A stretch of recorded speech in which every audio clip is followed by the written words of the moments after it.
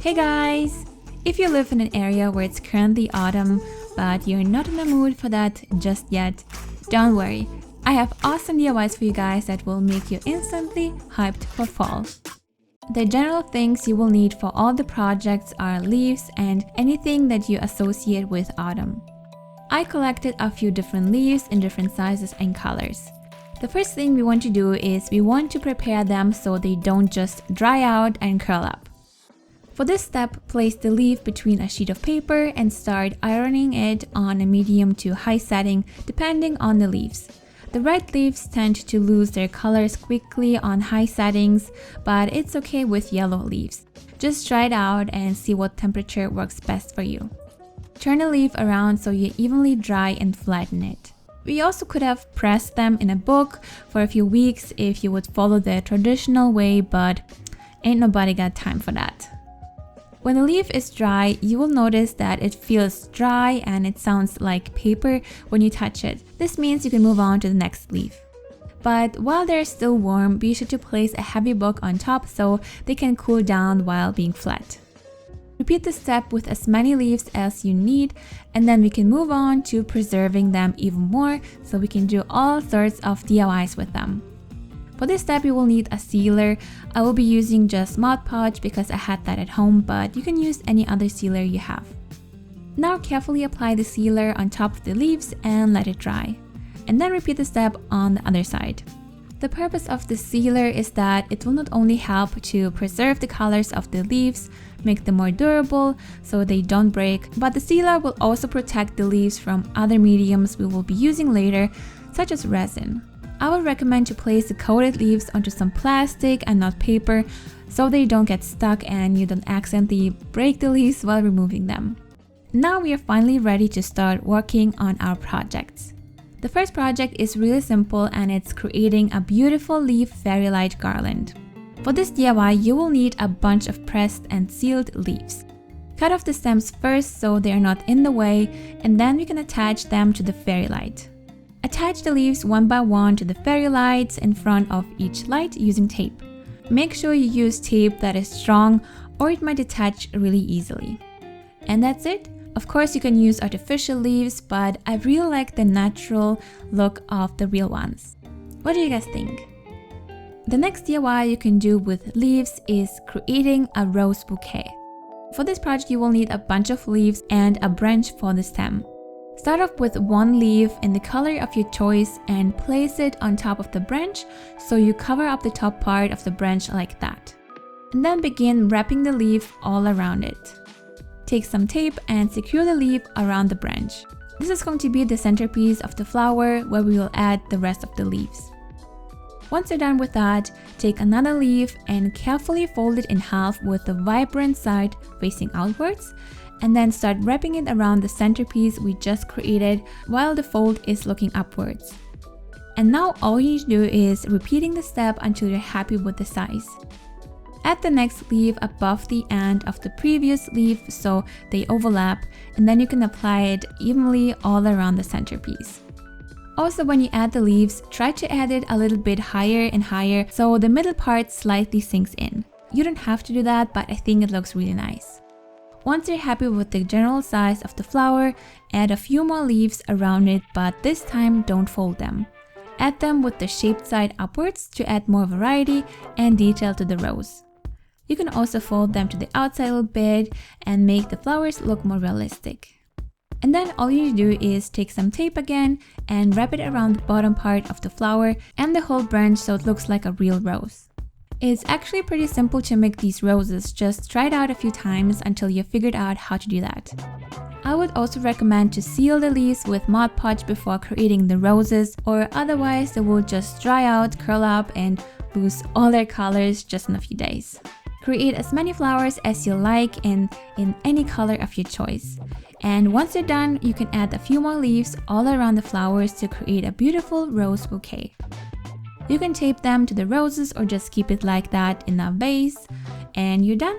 Super fun and pretty easy to make, and it looks awesome. What do you guys think? The next idea is to create these beautiful mug or cup coasters made out of resin that will make the autumn days even cozier. I'm going to use this resin that I got on eBay. It comes with clear resin and a hardener. The mixing ratio for this type of resin I'm using is 1:2, so we will need 1 part of the hardener and 2 parts of the resin. Here I use these small cups to measure everything out.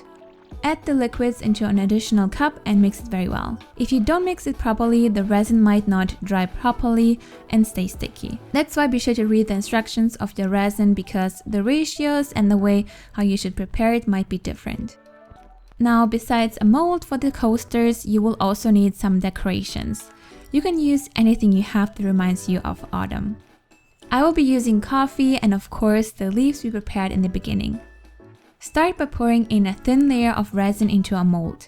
And to remove bubbles, you can either wait a little bit or carefully go over with a lighter to make them pop. But really carefully and quickly, because we don't want to burn the resin. And now you can place your decorations inside the mold by carefully pushing them down. Remember that you want the side that you want to be visible facing the mold. So you want the side that you don't like looking towards you when you add the decorations inside. Here I made sure that the more colorful side is looking downwards, as the bottom side will be the upper side later. So keep that in mind. The leaves will be floating a little bit and create a 3D effect that I really like. You can also lift up the mold and look below to see if there are any huge bubbles you might not like. But I really like the effect of some of them because they really reminded me of autumn and rain. It looked like the leaves are swimming in the rain, so I just kept it. If you use real flowers or leaves, they have to be absolutely dry and sealed, or otherwise they might get bad inside of the resin and or get a little bit transparent and lose all their colors as well. Once you prepared all the coasters, let the resin harden for a few hours until you see that the resin doesn't move around on the surface.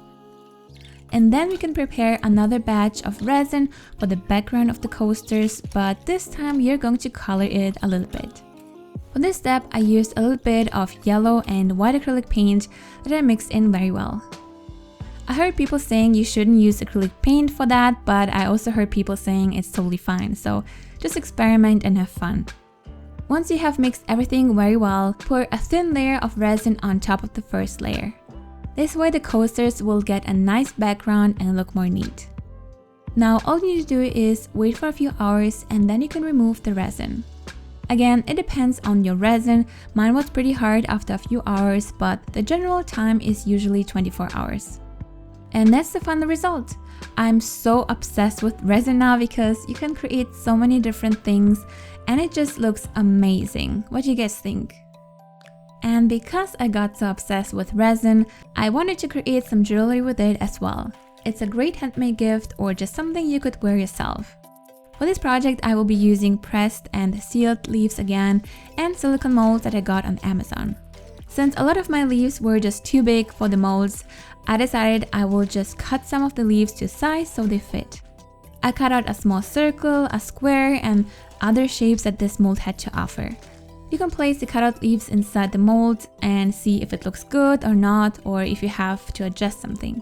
And now you can prepare your resin mixture and pour a thin layer of resin into the mold and then place the leaf on top by pressing it slightly down.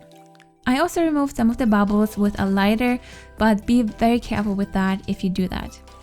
If you want the leaves to be really flat inside the resin, I would recommend to create one layer of resin first and let it harden, and then you can glue on the leaf and add more resin on top. This way you will make sure that everything stays perfectly flat inside the resin.